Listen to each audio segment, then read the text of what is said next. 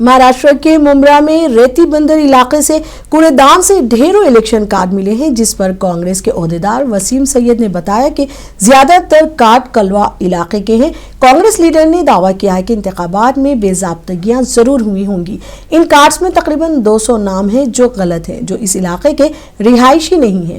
कांग्रेस ने इस मामले में जिला इंतजामिया से शिकायत की और इसकी जांच का मुतालबा किया है।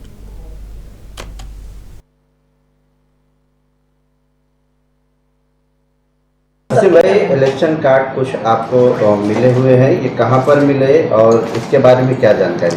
थानेश्वर जिला कांग्रेस कमेटी की वती से आप सबका यहाँ पर आगमन हुआ है। इसके लिए हमको बताना चाहते हैं कि आज शाम 7 बजे हर साल की तरह जो है वो यहाँ पर ये जो राणा नगर का जो रेती बंदर है वहाँ पर जो है वो गणेश उत्सव के लिए साफ सफाई की जाती है। तो हमारे नीलेश पाटिल की कमेटी के वार्ड प्रेसिडेंट कृष्णा जो है वहाँ पर गए हुए थे और उनको वहाँ पर जो है वो ये ओरिजिनल इलेक्शन कमीशन के वोटर आईडी कार्ड वहाँ पर दिखाई दिए। उन्होंने फौरी तौर पर जो है वो फ़ोन लगाया नीलेश पाटिल को।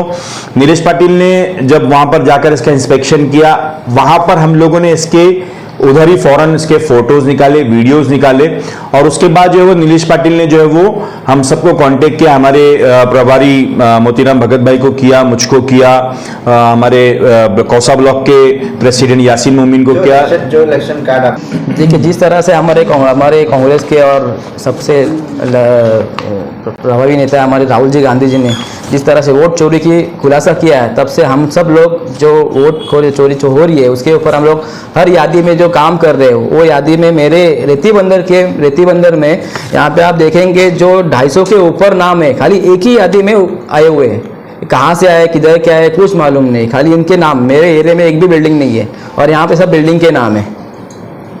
और यहाँ पे जो एरिया मेरा जो है वहाँ पे नॉन मुस्लिम एरिया है और यहाँ पे मोस्टली नाम सब अपने मुंब्रा के ही आए हुए हैं। भाई कहाँ से मालूम नहीं, कहाँ के लग रहा है आपको कि कहाँ के रहने वाले? शायद मुझे लगता है कौसा साइड भी हो सकता है, कि बाहर का भी हो सकता है, कि और भिवंडी साइड भी हो सकती है।